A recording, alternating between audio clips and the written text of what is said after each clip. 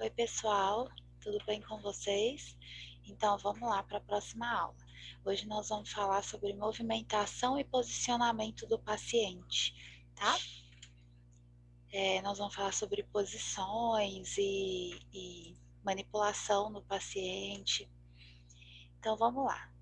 Auxílio e incentivo à deambulação. Quando que eu incentivo o meu paciente a deambular? Quais são os benefícios e também os riscos de incentivar o meu paciente a deambular? Após uma cirurgia ou procedimento ou alguma doença aguda, né, alguma doença que alguma internação prolongada também, os pacientes são submetidos a um período de repouso no leito. Esse período ele pode ser um período curto, ele pode ser um período longo também. Quando liberados, eles devem retornar gradualmente à deambulação, o quanto antes. Isso é a deambulação precoce. Então, assim que eu vejo que aquele paciente ele, ele já consegue deambular, ele já consegue ficar um pouquinho mais sentado, eu já coloco ele sentado, tá? Ou deambulando, já ajudo ele, nem que for aí o banheiro, né? Quando iniciada de maneira correta, a deambulação progressiva, ela ajuda a prevenir diversas complicações relacionadas à imobilidade, que seria estase respiratória, pneumonia, é, tromboflebite, embolia, retenção urinária, constipação intestinal. Então, a gente consegue prevenir diversos fatores que estão relacionados à falta de mobilização desse paciente. Ao iniciar a deambulação, a gente deve ficar atento com complicações como quedas, hipotensão ortostática, que é aquela queda de pressão abrupta que a gente tem quando a gente levanta de uma hora para outra, fraqueza, dor, medicações. Então, a gente tem que ficar de olho nisso tudo quando a gente vai levar esse paciente para deambular. As orientações que a gente deve seguir, né? O que a gente deve observar, que a gente deve perceber quando a gente vai levar esse paciente para andar. Eu devo perceber o quanto esse paciente está disposto a andar, porque às vezes eu preciso que ele ande, é bom para ele, mas ele não quer, né? Então a gente tem que ter um manejo disso, né? Controle da dor antes de iniciar, porque às vezes aquele paciente que não quer andar, ele está sentindo dor. Às vezes ele fez uma cirurgia grande, e está sentindo dor. Então eu tenho que controlar essa dor primeiro, porque o paciente com dor, realmente ele não vai querer sair da cama. Quando a gente está com dor, a gente não quer sair da cama, né? Se necessário, eu devo chamar outro profissional para poder me ajudar, né? Que seja um fisioterapeuta ou outro técnico de enfermagem ou algum enfermeiro. Eu vou assentar ele primeiro, botar as perninhas dele para fora da cama para ele poder se situar, para eu poder ver se ele realmente não vai sentir mal, não vai sentir tontura, vertigem, né? Não vai desmaiar, né? Se ele sentir isso, né, dependendo do tempo que ele está deitado, é normal. Então, eu vou esperar um pouquinho, ver se não passar, aí eu vou deitar ele novamente e não vou andar com ele, né? Não vou trocar, tirar ele da cama. Porque senão o risco dele desmaiar comigo no corredor, por exemplo, é muito grande. Se disponível, existem cintos de sustentação que ajudam, né, o paciente e o profissional. Ele dá mais segurança, ele ajuda a, por exemplo, se esse paciente, né, sentir alguma vertigem, alguma coisa, o cinto vai sustentar esse paciente para ele não cair, né? Aí eu vou conseguir abaixar ele com mais tranquilidade. Vou deixar o paciente ficar de pé primeiro, né? Esse paciente sentou, aí ele não sentiu nada, então eu vou colocar ele de pé, né? Para depois eu pegar e andar com ele, né? Vou deixar ele de pé um pouquinho. E vou continuar avaliando possíveis sinais, né? Sensações de desmaio, de vertigem. Vou sempre perguntar para o paciente, como que você está? Você sentindo alguma coisa, sentindo bem e tal? E observar, né?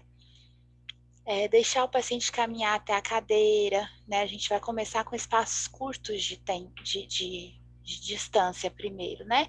Primeiro a gente leva ele até a cadeira que está do lado da cama, depois a gente caminha com ele perto do quarto, ali perto da cama, e depois a gente leva esse paciente para o corredor. Ouvir o paciente, né? Escutar o paciente. Se ele quiser voltar para o leito, volta com ele para o leito, tá? Não fique insistindo para ele poder andar, porque às vezes ele não quer, ele está sentindo mal, né? E se o paciente sentir mal, né? Peça para alguém levar uma cadeira de roda para você retornar com ele para o leito. Não vai levar o paciente andando para o leito com a sensação que ele vai desmaiar, tá? Que ele pode desmaiar com você cair e piorar a situação toda. Ficar atento à colaboração do paciente e perguntar para ele constantemente como que ele está se sentindo. Isso vai me permitir identificar sinais de fadiga ou perda de sentido, né? Se o paciente desmaiar, eu devo usar o cinto de segurança se ele estiver disponível, né, para mim, para baixar ele com segurança até o chão.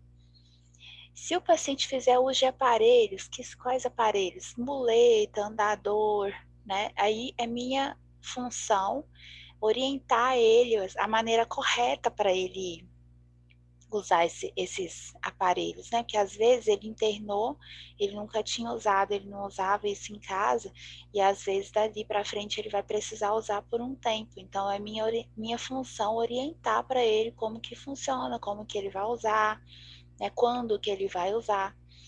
Prestar atenção em soros, equipos, sondas e demais aparelhos, né? Tipo oxigênio, qualquer coisa que possa atrapalhar a caminhada desse paciente ou que ele não consiga ficar sem, que ele possa correr o risco de perder durante essa caminhada.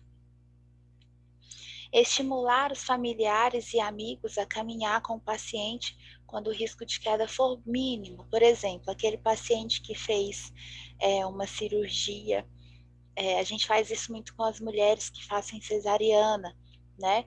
Pede para elas caminharem para poder ajudar a soltar os gases que fica, né, no abdômen por causa da cesárea. Então, a gente estimula ela a andar, mas às vezes ela está cansada, não quer andar. Então, a gente fala com o marido, com a mãe, com quem tiver, para poder ajudar colocar essa mulher para andar, né?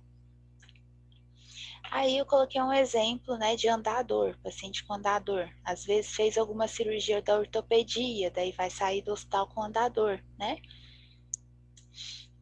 Transporte do paciente acamado. O transporte, ele se refere ao ato de movimentar o paciente de um lugar para o outro, né? Seja do leito para a cadeira de roda, seja da cadeira para a maca, né? Enfim.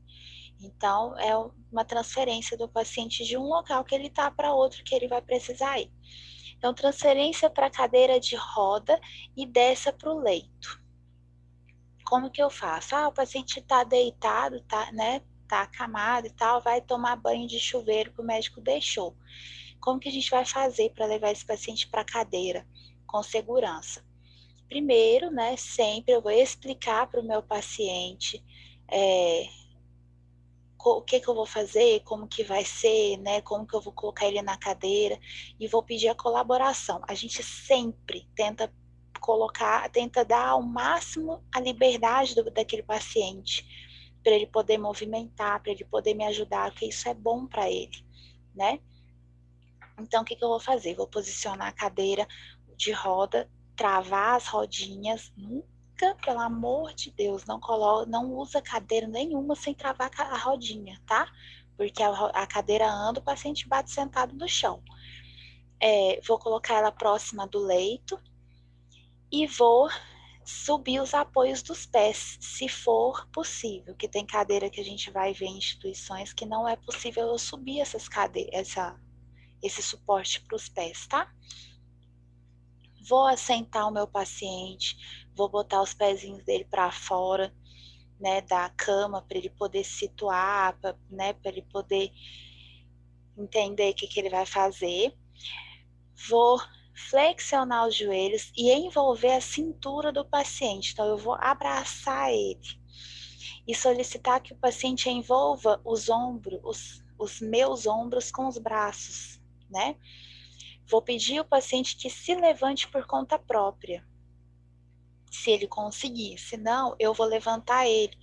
Como que eu vou fazer? Vou endireitar os joelhos e os quadris, elevando o paciente e endireitando o corpo. Então, ele tem que pelo menos conseguir, para eu conseguir fazer isso com segurança, ele tem que conseguir manter pelo menos o peso dele em pé.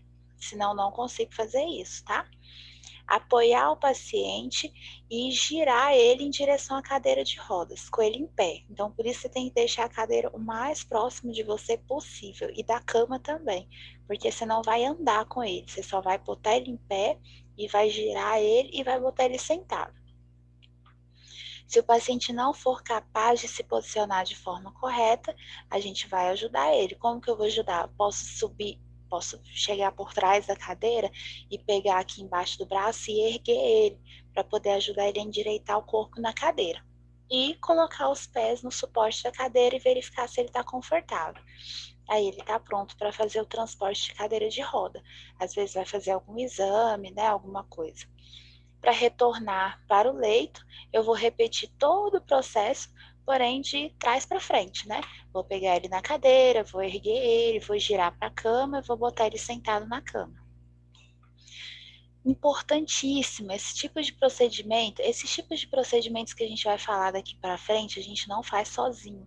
A gente sempre pede ajuda para alguém, né? Para a gente, primeiro, para evitar lesão em nós profissionais, né? Machucar a coluna, travar a coluna, né? E segundo, também para poder evitar que o paciente caia, né? Ó, como é que nós vamos fazer? Nós vamos levantar ele. Nós vamos levantar esse paciente, vou travar o joelho dele com o meu, né? Ele precisa, tá vendo? Ele precisa ficar em pé. Se esse paciente não consegue ficar em pé, ele não tem condição de ser transportado de cadeira. Daí ele precisa ser transportado de maca. E vou girar com ele e ele vai se assentar na cadeira. Transferência para a maca e dessa para o leito, né? Então, às vezes, esse paciente que eu queria levar de cadeira, ele não conseguiu ficar em pé, ou então ele não tem condições de assentar, né, na cama. Então, nós vamos fazer aquele exame que a gente precisa fazer, mas de maca. Como que a gente vai fazer? Esse procedimento precisa de mais de um ajudante, tá? Geralmente, 3 ou 4 ajudantes, dependendo do peso desse paciente, para poder evitar lesão no profissional e evitar que esse paciente caia. Vou observar se esse paciente tem alguma restrição de movimento. Ah, ele é um paciente da neuro, ele não pode levantar a cabeceira. Então, a gente vai ficar atento para essa cabeceira permanecer 0 graus durante todo o transporte, né? Enfim, a gente vai ver se esse paciente tem algum tipo de restrição. Uma das formas que é a mais usada é transportar esse lençol com esse lençol, desculpa, esse paciente com o uso de um lençol. Como que a gente vai fazer? Geralmente, leito hospitalar, paciente que fica acamado, a gente tem um lençol no meio, que a gente falou na outra aula, que chama traçado. Para que serve esse lençol? Ele serve para poder, ele serve para poder ajudar a movimentação do paciente, além de não sujar o meu leito inteiro, né? Nessa transferência, a gente vai passar esse paciente da cama para a maca e da maca para a cama nesse traçado, tá? Então, vou ver se a maca e a cama elas estão juntinhas assim, certinhas, no mesmo tamanho, para evitar esforço do profissional e evitar machucar o paciente. E vou. Uma parte de profissionais ficam de um lado, né, do paciente da cama, o outro fica do lado da maca. E a gente vai levantar esse paciente e trazer ele para a maca e deitar esse paciente de novo. Tem que segurar firme o lençol, porque senão você sai derrubando o paciente, você sai batendo o paciente com a maca e tudo. tem que ter cautela, principalmente com paciente que teve algum trauma raquimedular. Se esse paciente teve algum trauma, está com lesão de cervical, está com lesão de coluna, tem que botar a tábua de transporte antes, daí você não vai usar o traçado, você vai usar a tábua para poder estabilizar esse paciente, para a gente não causar mais lesão do que ele já tem, né? Solicitar que o cliente ajude o máximo possível. Ele não pode travar o corpo, porque senão não consigo movimentar ele, fica com o dobro do peso, né? Então, pedir para ele colocar os braços assim, né, perto do tórax ou na barriga, e ele ficar leve, ele soltar o corpo. Se ele trava o corpo, eu não consigo movimentar ele. E o ambiente ele tem que estar livre de obstáculos e equipamentos. Por exemplo, o paciente está monitorizado. Eu tenho que ficar de olho nesse monitor, porque senão na hora que eu transportar, que eu levar ele para a maca, o monitor sai derrubando tudo. Então eu tenho que ficar de olho, né? Dessa forma. Aqui, nessa imagem, eles colocaram só 2 pacientes, só 2 funcionários, né? 2 profissionais do lado de cá. A gente no hospital, geralmente, a gente não tem esse tipo de traçadinho aqui, né? A gente vai no MUC mesmo. Então, a gente fica 2 de cá, 2 de cá, ergue esse paciente e transporta ele para a cama ou para o leito, né? Para a maca ou para o leito. Restrição de movimentos. Quando que eu restringo os movimentos do meu paciente? Restrição de movimentos ou contenção no leito é um movimento, uma técnica, sim, né, necessária, mas é uma técnica mais extrema que a gente usa muito no CTI, por exemplo, pelo menos, né? Mas a gente usa quando a gente tentou de tudo, tentou conversar, tentou falar de tudo para o paciente, ele não aceita, ele está confuso, ele está agressivo, então a gente tem que conter para a segurança dele e para a segurança da equipe também. Então, o que é a contenção física? Eu vou restringir manualmente ou com algum equipamento os movimentos desse paciente. Então, ele vai ficar preso, ele não vai conseguir se mover, ele não vai conseguir se mexer. E dependendo da agitação desse paciente, se eu restringo, ele fica pior ainda, sabe? Quais são os tipos de restritores que a gente usa? Colete e cinto, que impede a queda da cadeira e da cama. Luvas, vou ensinar para vocês como que faz a luvinha de boxe, que a gente chama, que impede a remoção de equipamentos de suporte, de soro, de monitorização, e a restrição usada com lençóis e com ataduras, que é a que a gente mais usa, tá? Observações importantes. Eu tenho que checar, eu tenho que perceber algum tipo de comportamento que coloque em risco a saúde do profissional e a saúde do cliente, né? Tipo confusão, agitação, desorientação, ou aquele paciente que está entubado, está sedado e suspendeu a sedação dele. Vou esperar como que ele vai acordar para ver se ele vai ser extubado. Então, eu contenho as mãos dele, tá? Eu contenho os membros superiores dele, porque a chance dele acordar e às vezes eu estou ocupada com outro paciente em outro lugar e não ver, e esse paciente autoestubar é grande. Então, restringiu, suspendeu sedação, contém contenção de movimentos, tá? Vou checar a ordem médica para o momento da contenção. Contenção precisa de prescrição médica. Eu não posso fazer da minha cabeça, tá? O médico tem que prescrever, ele tem que achar necessário e prescrever. Geralmente a gente não tem problema com isso, mas às vezes vão pegar algum médico que não gosta ou que não acha certo, né? Enfim, então a gente tem que esperar a prescrição dele para poder conter o paciente, senão não posso conter, tá? Tem que explicar, por mais que esse paciente está confuso, agitado, te agredindo, te batendo, querendo arrancar tudo, eu tenho que explicar para ele o que eu vou fazer e o porquê que eu vou fazer. E principalmente para a família. A família geralmente é um problema, a família não aceita, tá? Então, eu tenho que explicar para a família o porquê que aquele paciente precisa ser contido, por que eu estou amarrando as mãos, né, daquele pai, daquela mãe, daquela pessoa que está ali. A equipe que vai fazer isso, ela tem que ser treinada, porque se eu fizer de um jeito errado, eu posso lesionar o paciente, né? Eu não preciso amarrar o paciente demais, né? Mas eu também não posso deixar ele solto. Eu não posso apertar demais a atadura aqui no braço, porque senão eu vou machucar o punho desse paciente. Então, esses profissionais que vão fazer isso, eles têm que ser treinados e eles têm que agir com rapidez e calma, né? Não preciso ser a mãe da paciência, né? Fazer tudo devagarinho e tal, mas eu tenho que fazer as coisas com rapidez e com calma, transmitir calma para o paciente, porque se eu ficar nervosa, ele fica nervoso, aí vira uma muvuca. Eu amarrei aquele paciente, contive aquele paciente no leito. Eu tenho que ir lá continuamente, periodicamente, para ver como que ele está, avaliar a necessidade, porque às vezes, na maioria das vezes, a gente contém e faz medicamento. Então, às vezes, aquele paciente dormiu, porque eu vou manter ele contido, né? Ele está bem apagado, então ele passou daquela agitação, tudo, ou então aquele paciente foi extubado, ele já está consciente, então eu posso tirar a contenção dele. Tem que avaliar a perfusão periférica, sinais vitais, porque às vezes aquela confusão que aquele paciente estava, ele está me falando alguma coisa, né?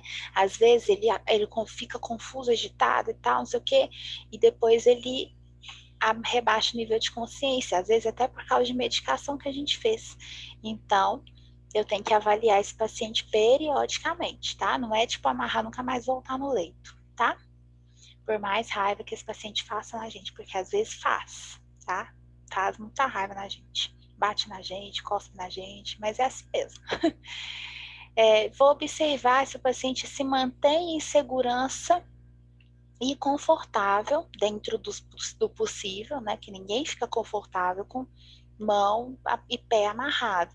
Mas eu tenho que olhar se esse paciente está seguro e com o máximo de conforto possível, mesmo com a contenção, tá? E evoluir o procedimento. Por isso que a gente precisa de prescrição médica, tá? Porque a gente tem que evoluir, que a gente conteve aquele paciente. Então vamos lá, como que eu vou restringir os movimentos da criança, né? Essa técnica, ela é muito usada para bebê recém-nascido, tá chorando muito. Aquele bebê tá, nossa senhora, a mãe já fez tudo, já deu peito, já deu tudo e o bebê não para de chorar. Às vezes, a gente faz isso, a técnica do charutinho. Depois, se vocês quiserem dar uma pesquisada, eu acho ela bem interessante. Às vezes, a gente faz isso com a criança e ela calma, né? Porque o bebê, principalmente o recém-nascido, entrando numa aula que não é minha, ele não gosta de muito espaço, né? A gente gosta de muito espaço. O bebê não, ele não está acostumado com isso. Então, às vezes a gente vai precisar fazer isso, tá? Como que eu vou fazer? Eu vou pegar esse cobertor, um lençol, ou uma mantinha, né? Alguma coisa que eu tiver disponível e vou colocar aberta numa cama ou no berço. Na cama é mais fácil, tem mais espaço, né? E vou dobrar um dos cantos em direção ao centro. Então, eu vou colocar ela de forma... vou colocar ela lateral, tipo lateral, né? Horizontal. Lateral. É assim, meio de ladinho, tá? E vou dobrar a parte que eu vou apoiar a cabeça dessa criança, eu vou dobrar ela para o centro. Vou colocar essa criança no centro desse cobertor, dessa mantinha, com os ombros sobre a dobra. Então, a cabeça aqui, a dobra foi feita aqui e os ombros dela tá aqui. E os pés em direção ao canto oposto. Com o braço direito, eu vou esticar o braço direito dessa criança e vou dobrar o lençol bem firme. Não precisa de machucar a criança, não precisa de apertar, mas tem que ser firme. Ela tem que restringir mesmo o movimento, ela tem que se sentir restrita, a criança. E vou prender do lado oposto, né, do lado esquerdo do corpo. E vou fazer a mesma coisa, estico o braço esquerdo, pego esse lado desse cobertor e prendo debaixo do lado... Ai, desculpa, gente. E prendo do lado esquerdo, do lado direito, embaixo do corpo. O canto, e depois eu envolvo os pés, assim. O canto mais abaixo do cobertor é dobrado e trazido sobre o corpo, enfiado na dobra ou apertado com alfinete de segurança. Dessa forma. Então ele fica parecendo um charutinho mesmo, tá vendo? Fica parecendo um casulinho. O bebê que tá agitado, tá chorando muito, geralmente a gente faz isso e ele acalma, tá? Então às vezes é bom a gente saber esse tipo de técnica, né? Restrição do paciente no leito com lençol. Como que eu vou fazer? Vou amarrar as pontas do lençol na beirada do leito, na altura das axilas. Isso eu vou... O paciente está agitadíssimo, tentei conter pelos membros superiores, não resolveu, continua agitado. Contive membros inferiores, ele continua agitado e ele está colocando a segurança dele em risco. Então, o que eu vou fazer? Conter o tórax. Essa é a última medida que a gente faz. Fiz remédio, contive, conversei, não resolveu. Então, eu vou conter o tórax para evitar que esse paciente se machuque, tá? Como que eu vou fazer? Vou pegar um lençol, vou esticar ele e vou passar por baixo do peito, embaixo dos braços dele, bem no peito aqui mesmo. E vou amarrar de um lado da cama e do outro. Paciente que está com restrição de tórax, eu amarrei o tórax desse paciente, o que eu tenho que observar? Sinais de esforço respiratório, porque às vezes, como a gente não usa muito por causa disso, restringe a movimentação dele, de respiração, então não é bom, tá? A chance de eu piorar o quadro desse paciente é grande. Restrição de joelhos, como que eu faço? Realizo com 2 lençóis. Eu vou dobrar os lençóis na diagonal, vou enrolar eles, né? Até formar uma faixa.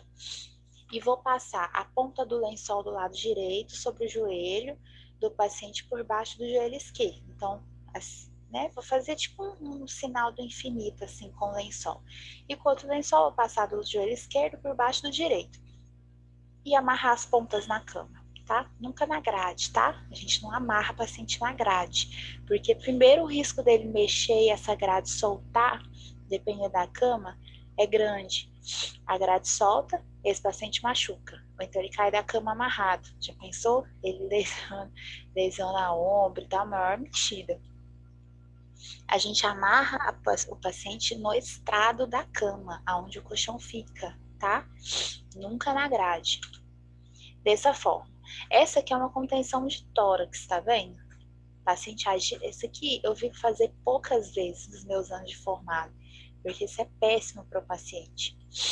E essa aqui é a de joelho, tá vendo? Faço tipo um símbolo do infinito, amarro as duas partes, contém no estrado da cama. Restrição com ataduras. O que são essas luvas restritoras, tá vendo? Essa luvinha, que a gente chama de luva de boxe,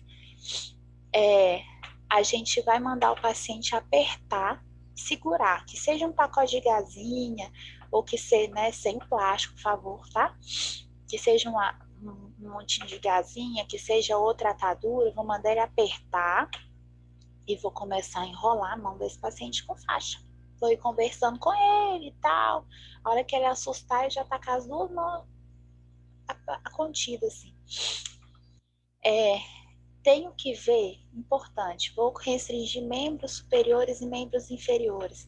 Tem que avaliar a perfusão dos dedos, porque às vezes eu não percebi o quanto aquela atadura está apertada. Ou então aquele paciente mexeu tanto que aquela atadura ficou apertada. Então tem que conferir periodicamente a perfusão dos dedos dele. Imobilização de cotovelo. Como que eu vou fazer? Às vezes, funcionei, o único acesso que o meu cliente tem é o da dobra do braço. Funcionei, porque precisa de um acesso. Mas aí eu venho cá e coloco uma tala no braço. para ele não dobrar, porque se ele dobrar o braço, ele vai perder o meu acesso. Então, põe a tala assim, ó, e enrolo com ataduras, tá? Isso é só para impedir movimentação da articulação mesmo. Então, às vezes ele não pode movimentar aquela articulação e tudo. Essa para atadura a gente faz, para a gente faz muito com criança, né? Criança não tem a consciência que a gente tem, né? De não mexer e tal. Imobilização de extremidades, né? Tornozelos e punhos. Então, como que eu vou fazer? Com tala, com atadura, com compressa, com esparadrapo. Vou enrolar assim, vou passar uma faixa por dentro, vou continuar enrolando, depois eu vou colocar esparadrapo, tá? Fazer tipo uma algema, né? Importantíssimo, conferir perfusão de membros, sempre e periodicamente, tá? Após contenção. Ó, essa é a atadura, modos de conter paciente com atadura, tá vendo? Eu particularmente não gosto dessa forma aqui não. Porque que acontece, tá vendo? Não tem nada que protege o braço do meu paciente. Se ele agita, dependendo do quanto agitado ele tá, primeiro que ele solta, que isso aí é fácil de soltar. E segundo que ele machuca o braço inteiro. Fica tudo roxo, fica horrível, parecendo que a gente bateu e agrediu o cliente. Então, eu particularmente não gosto dessa forma. Coloquei para vocês poderem ter uma imagem para poder ver como que é, tá? Agora vamos falar de posicionamentos no leito.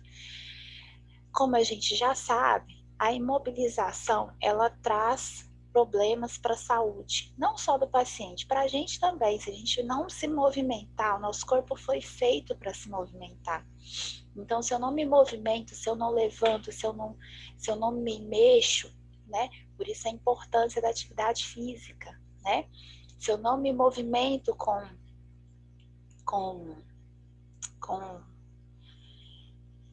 periodicamente, né, todo dia ou toda hora, de tempos em tempos, causa uma síndrome que chama síndrome do desuso, né?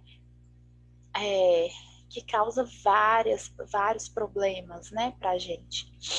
Os pacientes com mobilidade limitada, eles precisam de assistência para mudar de posição. Então, quais os objetivos do posicionamento terapêutico? Eu vou distribuir o peso corporal, né, sobre a superfície de apoio. Eu vou um modo de eu manter o alinhamento normal do corpo do paciente, né? Garantir a circulação venosa, utilizar a mecânica corporal daquele paciente, né? E utilização da mecânica corporal adequada da pessoa que está movimentando aquele paciente, e vou estimular. Quando eu estou mudando o paciente de decúbito, é um modo de eu estimular a parte motora, cognitiva, sensorial do paciente, tá? Então, foi criado principalmente assim, para a gente, além de mexer com o paciente, né, manter aqueles músculos, dar uma mexidinha. Lógico que você não vai fazer movimentos de musculação com o paciente, mas se eu mexo, eu evito daquele músculo ficar duro, né? E dá dor, causa dor ao paciente. E prevenir lesões e N coisas, né? O conforto do paciente, ele é assegurado através do alívio da pressão sobre a pele, tecidos e ossos. Uma coisa que eu gosto muito de falar com o pessoal, pensa vocês deitados numa cama por 12 horas. É péssimo. Pensa por 24 horas e na mesma posição.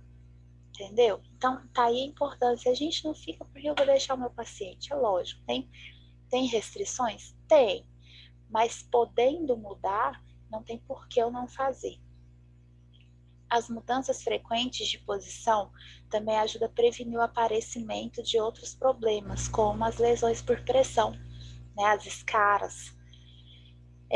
No ambiente hospitalar, a gente tem um monte de coisas que me ajudam a posicionar melhor aquele paciente, como travesseiro, coxinho, tábua, rolinho de mão, lençol, cobertor, toalha. Tenho N coisas disponíveis para poder movimentar esse paciente.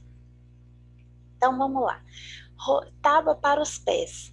O paciente que está muito tempo acamado, que não consegue mudar, que não está muito tempo sem andar, ele tem uma coisa que chama queda plantar. Os pés ficam assim, ó. Eles caem mesmo.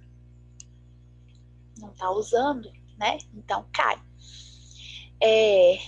Aí tem tábua, a gente tem duas opções para evitar essa queda plantar. Ou a gente coloca uma tábua, posicionei o meu paciente e tem alguns lugares, né, quando tem disponível, vou colocar uma tábua para apoiar esse pé desse paciente assim, para ele ficar na posição como se ele estivesse sentado ou andando ou em pé, tá? Sem fazer força, tá? É só para apoiar. Ou eu posso pegar a tala da ortopedia, né, em alguns lugares está disponível isso, eu posso pegar a tala da ortopedia, fazer assim com ela, né, e colocar o pé desse paciente aqui e enfaixar esse pé, para evitar ter queda plantar, que depois a fisioterapia luta, ó, para poder resolver isso. E mantém esses pés desse paciente em dorsiflexão, tá, que é a posição normal do pé. Rolo trocantérico. Evita a rotação externa das pernas quando o meu paciente está em posição supina. Então, posição de barriga para cima, né? Que é a posição supina que a gente fala. Então, eu vou colocar esse rolinho por cima das pernas dele, assim, ó. Né? As pernas dele tá aqui, vou colocar esse rolinho aqui por cima, para evitar do joelho ficar esticado demais, porque dói, né? Pode ser improvisado com toalha, pode colocar sobre as nádegas ou coxa do paciente e enrolada, né, no sentido anti-horário, até que a coxa esteja em uma posição neutra de rotação interna. Rolinho de mão, para poder apoiar a mão desse paciente assim, para ela ficar, né, o rolinho tá aqui, a mão assim, ó, para evitar da mão ficar assim também, toda dura. Né, mantenha a mão, o polegar e os dedos em posição normal, em posição funcional. E deve ser feito, gente, isso sempre deve ser feito nos dois lados, né? O paciente tem o lado direito e o lado esquerdo, né? Então, se necessário, eu posso prender esse rolinho de mão também, mas geralmente não é não, tá? Quais os princípios básicos, né, os princípios pro posicionamento do paciente? Mudança de decúbito de paciente inativo a cada 2 horas, no mínimo, tá? Solicitar ajuda sempre que necessário. Gente, solicitar ajuda sempre. Ponto. Não muda paciente de posição sozinho, não, que machuca, tá? Tanto o paciente quanto a gente. Posicionar o leito de forma confortável para os profissionais. O paciente não vai sair do leito, então aquele leito ele pode ficar alto. Para mim é melhor. Mover o paciente em bloco único. Então, você não vai mover primeiro as pernas, depois você move os braços do paciente. Não, você puxa ele de uma vez, até porque é mais fácil. Coloca o paciente em posição confortável com as articulações levemente flexionadas. Isso sempre, independente da posição que aquele paciente está. Recoloca os travesseiros e dispositivos, né? Eleva a cabeceira do leito para promover conforto para o paciente e oferecer proteção para a pele após o posicionamento dele.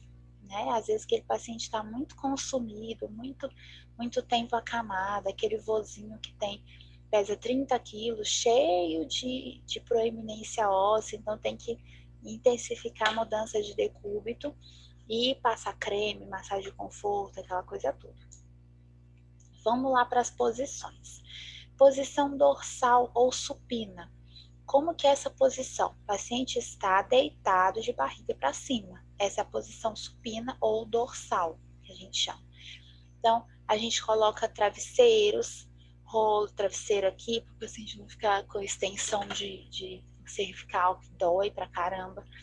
Coloco o rolinho aqui, eleva os calcanhares, tá? Sempre importante elevar calcanhar, que dá lesão. Coloco o rolinho de mão aqui, coloco tipo ele como se ele tivesse deitado numa posição confortável, né? Numa posição tipo sentado numa poltrona, né? Coloca os bracinhos assim e tudo. Aumenta para aumentar o conforto, reduzir o risco de lesão de pele e do sistema musculoesquelético. O apoio do pé, tá vendo? Aí, nesse caso aqui, eu vou colocar o apoio, a tábua, né? Aqui no finalzinho da cama aqui, para manter esse pé nessa posição anatômica, né? A cabeça, ela tem que ser apoiada? Tem, desde que não haja contraindicação para o apoio da cabeça dele. Posição de prona, que a gente tem usado muito com essa em épocas de Covid, paciente grave. Os pacientes de Covid ficam muito grave. Então, a gente tem pronado muitos pacientes. Antigamente, eu quase nunca vi. Hoje, a gente faz quase todo plantão meu, tem uma prona de um paciente. Como que é essa prona? O paciente deita de barriga para baixo. A gente deita ele de barriga para baixo, né? O travesseiro que vai ficar na cabeça tem que ser fino, né? Mas ele não pode ser igual um papel, ele tem que ser fino, mas não pode ser grosso, né? Tem que ser um meio termo. Eu gosto de colocar nos meus pacientes um rolinho, né? Pego algodão ortopédico, pego uma fralda e envolvo aquilo com crepom para ter o buraquinho de ficar a orelha. E como meus pacientes ficam entubados, então o lugar de passar o tubo tá certinho, para evitar lesão. Importante evitar lesão de partes moles, tá? Que é, depois não sara, é um negócio para sarar. Então, para que eu vou ter esse rolinho ou esse travesseiro? Para evitar flexão ou extensão, porque se ele ficar muito fino, ele vai ficar assim com a cabeça, né? Se ele ficar muito grande, ele vai ficar assim com a cabeça. Então, né, vai dar ruim para ele, né? Vai dar um torcicolor para ele. E para manter esse alinhamento dessa coluna, né? Um travesseiro deve ser colocado nas pernas, então apoia os joelhos. Aí eu coloco o travesseiro nas pernas para permitir a dorsiflexão dos tornozelos e alguma flexão do joelho, para o paciente ficar relaxado e, numa observação minha, evitar lesão. O paciente ficar com a ponta do pé assim no colchão, ó. O paciente de prona, geralmente ele fica 16 horas pronado, então ele vai ficar 16 horas na mesma posição. Então, quanto eu puder usar de recurso para evitar que esse paciente lesione, eu preciso usar. Deve ser avaliado pontos de pressão. Aonde que são esses pontos de pressão? Porque quando o paciente está em dorsal, quais são os meus pontos de pressão? Cabeça, né, aqui, clavícula, sacral, às vezes aqui nas costelas, quando o paciente é muito magrinho, e calcâneo. Quando o meu paciente está em prona, quais são os meus pontos de pressão? Queixo, cotovelos, quadris, joelhos e dedos do pé. Como que a gente faz para evitar? Aqui também nesse osso que a gente tem na bochecha aqui, ó, é um ponto de pressão. Testa. Como que a gente faz? Pelo menos no local que eu trabalho, a gente coloca hidrocolóide. Coloca hidrocolóide no paciente inteiro. Bota hidrocolóide na testa, ponho metade de cada hidrocolóide aqui, ponho no queixo, coloco nos dois ombros, porque são lugares que vão ficar apoiados por 16 horas no mínimo, que já teve paciente que ficou 20 horas pronado. Coloco aqui no ombro, coloco nos dois joelhos, olho se aquele paciente está com acesso, porque os nossos pacientes de CTI fica com acesso central, então às vezes aquele acesso está na femoral, eu tenho que dar uma protegidinha, porque senão vai machucar, a pontinha do acesso machuca. Então, eu tenho que avaliar tudo isso. Como que funciona a mudança de decúbito em paciente que está pronado? Ele não vai mudar, né, o corpo todo, mas eu tenho que mudar a cabeça e tenho que mudar os braços, tá? Como que funciona? Posição de nadador. A cabeça tá para cá, então o braço de cá tá levantado. Aí eu troco a cabeça, aí eu vou fazer assim, de 2 em 2 horas a gente faz isso, observando para não dobrar tubo, para não arrancar sonda, para não arrancar acesso. É uma mexida, né? Mas funciona, é ótimo, é excelente para o paciente. É contraindicada quando o paciente tracostomizado, eu não vou pronar, não dá certo, porque o risco de arrancar aquela traco é grande. Com lesão de cervical, eu coloquei com dificuldade respiratória, mas isso depende da dificuldade respiratória, porque os meus pacientes todos estão com dificuldade respiratória e todos melhoram com a prona, tá? Então tem que avaliar o porquê daquela dificuldade respiratória, né? E o meu paciente tem que ser preparado para poder pronar, né? Tem que ter N coisas disponíveis, né? De acessórios, né? Sonda, sé central, PIA, geralmente tubo, o paciente não prona sem tubo, né? Raramente, né? Então é o que a gente chama antes de pacote completo, né? Então o paciente fica daquele jeitinho ali, tá vendo? Ó, o bracinho dele aqui para um lado, o outro braço tá para baixo, mas ele tá apoiado no travesseiro também. Então é isso. Posição de Trendelenburg é a posição dorsal, o paciente está com barriga para cima, mas eu coloco a cama para inclinada para trás, a cabeça vai ficar mais baixa do que os pés. Quando que eu uso isso? Em caso de hemorragia, dependendo da hemorragia, edema, né? Diminui edema e hipotensão, né? Posição de Fowler. Qual que é essa posição? É a posição que a gente mais usa na vida, né? Bota o paciente dorsal e leva a cabeceira dele entre 45 e 60 graus, né? Os joelhos ficam levemente flexionados. Para que serve? Todos os pacientes de área hospitalar, eles têm que ficar nessa posição, né, para infusão de dieta, para conforto, para facilitar mexer com o paciente, exceto quando é contraindicado, né?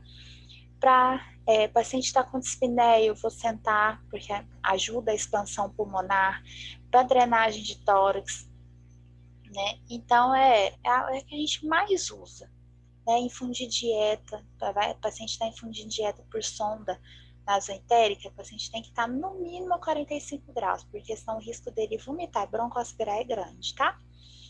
Mas, tudo tem ressalvas, eu tenho que ficar de olho na região sacral, porque essa posição, o paciente ficar muito tempo assim, dá lesão, tá? Posição lateral, né? Decúbito lateral, seja direito, seja esquerdo. Como que é? Paciente de lado, né? Só que, importante aqui, ó, tem que apoiar, né? Aqui não precisa ser dessa forma, porque isso aqui provavelmente é uma posição de cirurgia, né? O paciente está apoiado, pronto para uma cirurgia. Mas eu tenho que apoiar os braços, eu não posso deixar os braços caídos, eu tenho que apoiar os braços naqueles rolinhos de mão, lembra? Tem que colocar um travesseiro no meio das pernas para evitar a rotação de quadril, dobrar um pouquinho essas pernas, né? E apoiar a coluna do paciente tem que ficar reta, não pode ficar assim não, tem que ficar reta, né? E prestar atenção em pontos de pressão. Quais são esses pontos de pressão? Orelha e joelhos, tornozelos. E região trocantérica, tá? O paciente ficar muito tempo nessa posição vai dar lesão no trocânter, né, que tiver apoiado. Posição de Sims. É uma posição, a lateral, mas sem o apoio, né, das coisas, porque geralmente essa posição é usada para lavagem retal, né, para infusão de enemas, né, ou para algum exame, alguma coisa assim. O paciente raramente ele fica dessa forma, ele nunca fica dessa forma, né? Mas eu também tenho que atentar para pontos de lesão, os mesmos pontos de lesão da posição lateral, tá? A diferença da lateral para a posição de Sims é esse braço aqui, ó. Esse braço aqui ele vai estar para trás, tá vendo? Na posição lateral, o braço não fica para trás, o braço fica para frente, né? Então, pontos de pressão: ilho, clavícula, joelhos e tornozelos. Posição ginecológica. Como que é essa posição ginecológica? Mulheres, né, já sabem como que é. Ela é deitada, posição dorsal, pernas flexionadas e afastadas. É usado para exames de órgãos genitais, cirurgia, cateterização, partos. Então, é a posição, né, é uma posição muito usada, principalmente para a mulher, tá? Proclive é o contrário da Trendelenburg, né? Trendelenburg eu ponho a cabeça mais baixo que os membros inferiores, o proclive é o contrário. Cabeça é mais elevada do que os membros inferiores, né? Muito usado para fazer cirurgia, tá? Geralmente o nosso paciente no leito, no quarto, ele não vai ficar desse jeito, não. Posição litotômica. Qual que é a diferença dessa para a ginecológica? A litotômica é igual, só que as pernas vão estar na perneira. Então, ó, tá vendo aqui, ó, litotômica. Assim, quando é ginecológica, ela não precisa estar nessa perneira, tá? É muito usada para exames de órgãos genitais, né?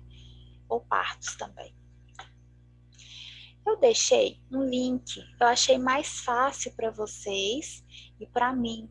Eu deixei um link, fiz um formulário no Google Forms para vocês poderem acessar, vou mandar junto dos slides, para vocês acessarem os exercícios e responderem eles para mim. Vou dar o prazo de uma semana, tá? Depois eu não vou pontuar mais, tá? Então, até na terça-feira que vem, tá todo mundo liberado para poder me preencher esse formulário. E quem quiser copiar as perguntas e entregar na escola, só me avisar antes para eu poder pegar lá, tá? Do contrário, que senão eu não vou ficar sabendo, né? Então, achei mais fácil para vocês e para mim, tá bom? Então, muito obrigada pela atenção e até a próxima aula.